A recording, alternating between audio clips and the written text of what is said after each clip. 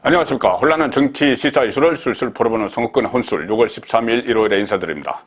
국민의힘의 이준석 체제가 출범을 해서 상당한 여러 가지 변화가 있을 것 같습니다. 오늘은 이준석 대표가 따릉이 공영 자전거죠. 자전거를 타고 또 국회에 출석을 했고 또 인사를 하면서 비서실장에 58세 되는 현직 의원을 인사를 하고 여러 가지 시도들을 하고 있는데, 자, 어쨌든 지금 이준석 체제에게 가장 중요한 역할은 핵심적인 임무는 대선 후보를 대표 선출을 어떻게 잘 뽑느냐, 이 문제죠. 그냥 단순히 국민의힘 안에 대선 후보 경선 관리 정도가 아닙니다.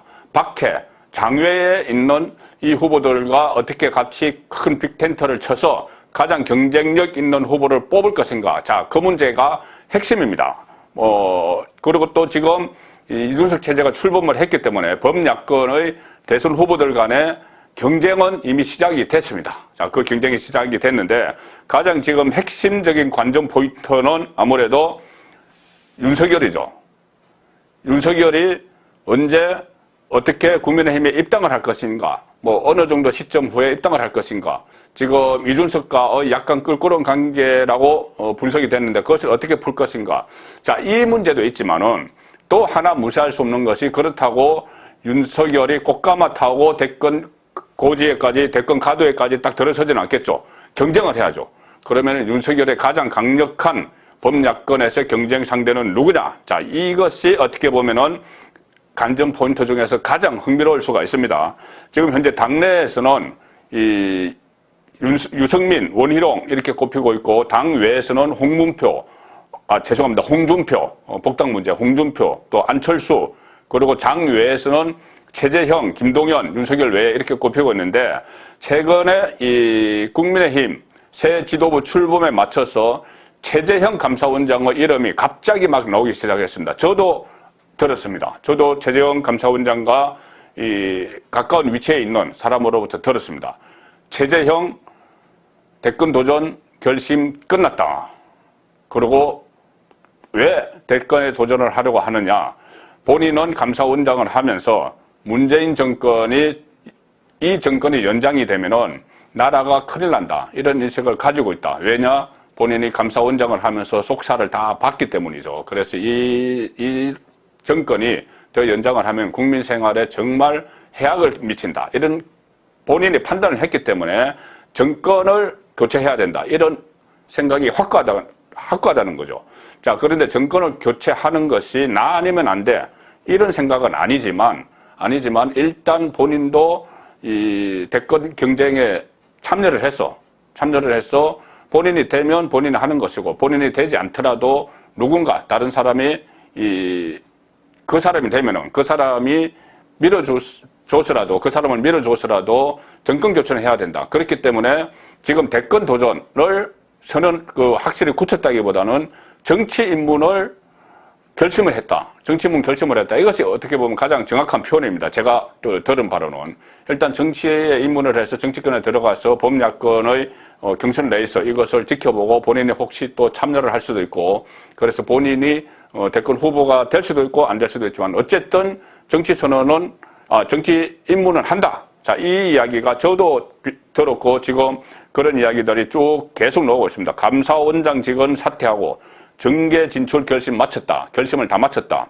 그리고 시기도 나옵니다. 7월 말 8월 초 그 감사원장을 사퇴할 가능성이 있다. 그리고 정치에 뛰어들 것이다. 자, 정의야 전 국회의장이죠. 국회의장까지 지낸 사람이 그렇게 말을 함부로 하지는 않습니다. 최근에 이런 이야기를 했죠. 최재형과 처음 만났던 6개월 전 시간이 오전 9시라면은, 오전 9시를 가르쳐 있다면은, 그 다음에 지금 대선 도전 결단의 시각이 오후 3시라고 이렇게 한다면은 지금은 종호에 와 있다.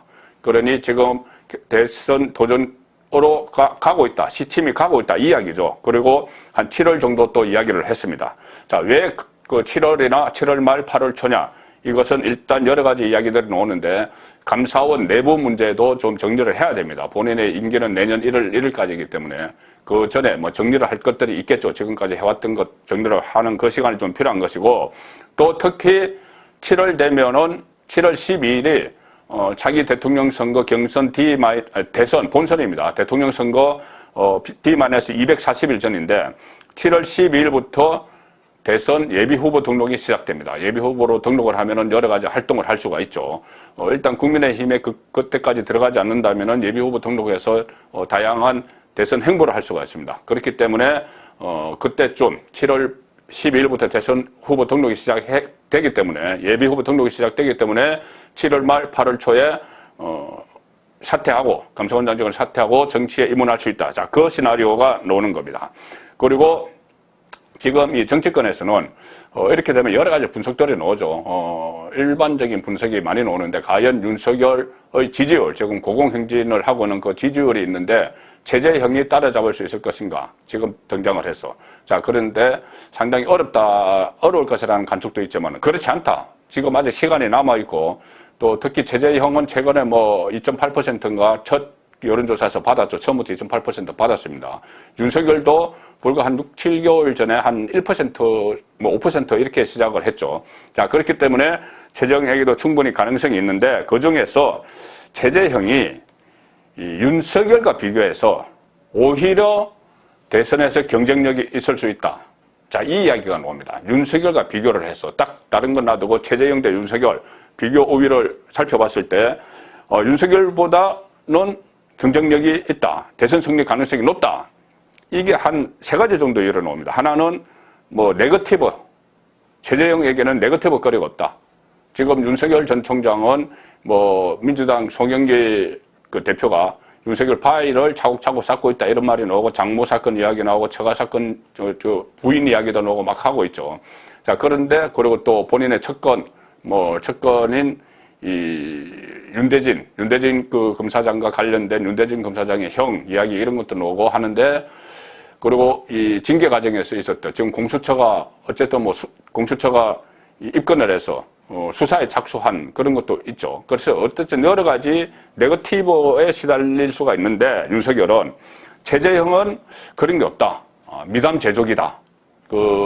입양 아이들을 직접 입양을 해서 키우고 있는 이런 문제도 있고 학교 다닐 때 몸이 불편한 친구를 업어서 등하교를 시켰다 이런 것도 있고 또 특히 그런 거야 어떻게 보면은 개인적인 일일지도 모르지만은 이 병역 명문가다. 그래서 부친인 최영섭 예비역 해군 대령이 6.25의 전쟁 영웅이다. 이런 스토리까지 다 있기 때문에 상당히 네거티브 거리가 없을 것이다. 윤석열에 비교해서.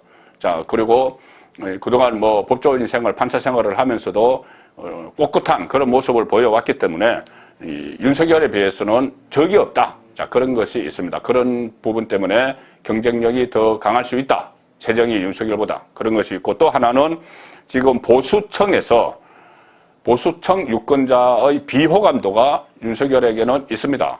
호감도도 높게 나오지만은 과거 보수 정권을 수사를 했고 문재인 정권에서 서울중앙지검장을 맡으면서 이른바 적폐몰이 수사 이런 것도 했고 박근혜 전 대통령 탄핵, 구속 여기서도 책임론이 있고 하기 때문에 비호감도도 만만찮게 있죠. 윤석열에게는. 그런데 체제형은 그런 전력은 없습니다. 그렇기 때문에 또 국민의힘 안에서도 가령 그 전에 김용판 의원 같은 경우는 해명하라 본인에 대한 수사 같은 것을 해명하라 이렇게 여러 가지 어떤 시비를 걸 수 있는 그런 요인들도 있습니다. 막창 국민의힘 안에 들어오면.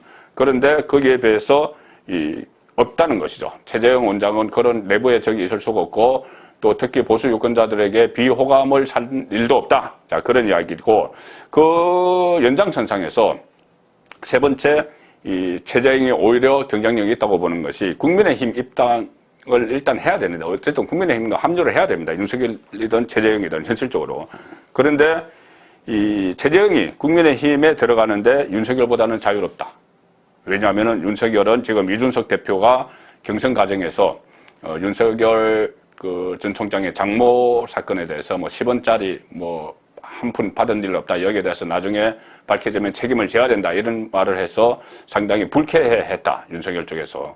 그리고 또 윤석열에게 경선버스가 출발하기 전에 타라. 이런 식으로 하니 윤석열 캠프 내부에서 누구에게 이래라 저래라 하느냐. 이런 말이 나왔다. 이것도 제가 한번 말씀을 드렸습니다.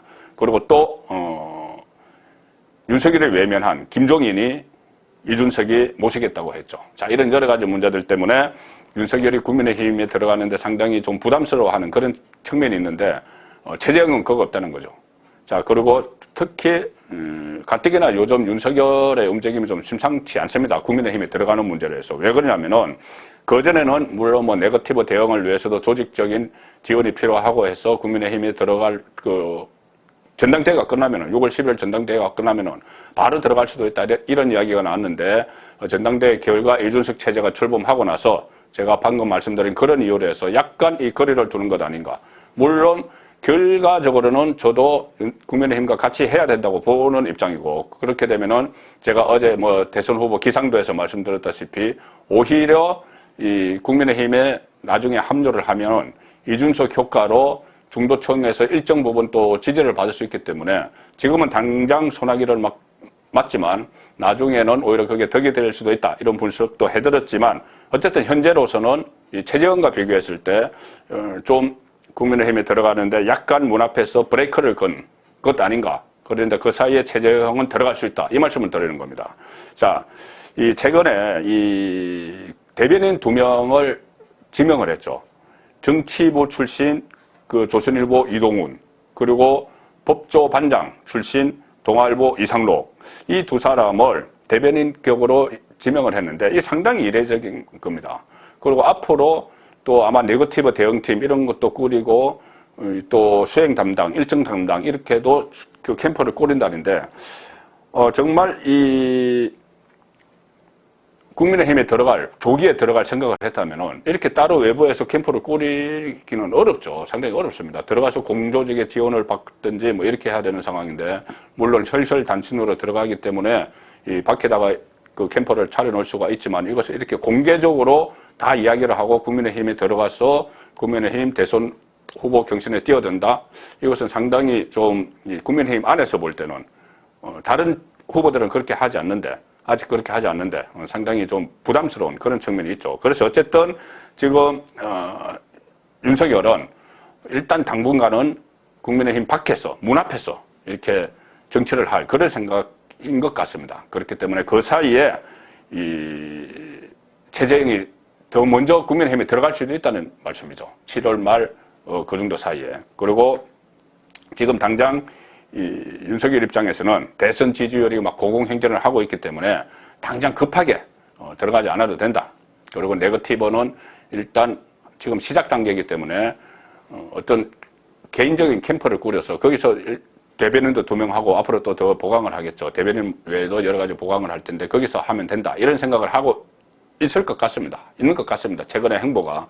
그 사이에 최재형이 국민의힘에 오히려 윤석열보다 먼저 합류해서 이준석이 말한 8월에 버스가 출발하는데 그 전에 버스를 먼저 타고 국민의힘 경선에 참여할 수 있다. 자, 그렇게 되면은 기존의 국민의힘 주자들과 경쟁을 하게 되겠죠. 거기서 만약에 최재형 바람이 일어나서 1위를 하게 되면은 국민의힘 경선 후보가 되고 밖에서 윤석열이 장외의 대선 후보가 되고 뭐 단일화 협상을 가는 뭐 그런 상황까지도 지금 예상을 할 수 있을 정도로 최재형의 이 어떤 기세, 본인이 아직 정식으로 입장을 말하지는 않았지만은 기세가 지금 정치권 주변에서 확 달아오르는 그런 분위기가 지금 감지가 되고 있습니다. 자, 이렇게 되니 뭐 이준석도 그렇고 김기현 대표 현안 대응을 했던 김기현 원내대표도 그렇고 우리는 뭐 윤석열, 김동연뿐이 아니고 최재형을 맞이할 준비도 돼 있다. 자, 이런 이야기가 지금 나오기 시작을 했고 반대로 문재인 정권 쪽에서는 또 견제를 하기 시작했습니다. 민주당 국회의원들 사이에서 뭐 그런 이야기를 넣어줘. 윤석열, 최재형을 겨냥해서 법을 새로 만들겠다. 그 사정기관 출신들의 대선 출마를 막겠다. 이런 이야기까지 나옵니다. 윤석열 하다가 지금은 최재형, 감사원장 최재형까지 이야기가 나오고 있죠.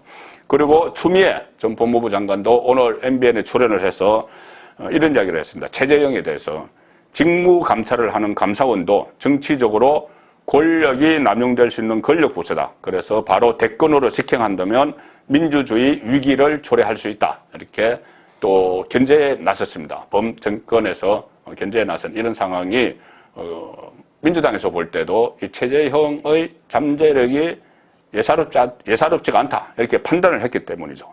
그래서 결국 지금까지는 최재형이 윤석열이 어떤 검증 과정에서 낙마를 하면은 그때 등장할 플랜 B 아니면 윤석열에 대한 이렇게 이야기했지만 지금 상황은 윤석열의 플랜 B가 아니고 최재형 자체가 플랜 A입니다. 최재형의 대권 프로젝트 이것이 존재를 하는 것 같고 플랜 A로 존재를 하는 것 같고 이제 실행 단계에 접어드는 것 아니냐. 그래서 이제 더 이상 최재형을 윤석열에 대한 플랜 B라고 부를 수는 없고 어떤 독립된 확실한 자기 대권 주자로 서서히 부상을 하는 그런 단계에 와 있는 것 같습니다. 이렇게 되면은 나중에 좀 얼마 시간이 흐른 뒤에 차기 대권 경쟁에서 윤석열이 가장 넘어야 할 큰 산이 본선에 가서 뭐 이재명이나 이렇게 민주당 후보겠지만 그 전 단계에서 넘어야 될 산이 윤석열 입장에서는 최재형이 될 수가 있습니다.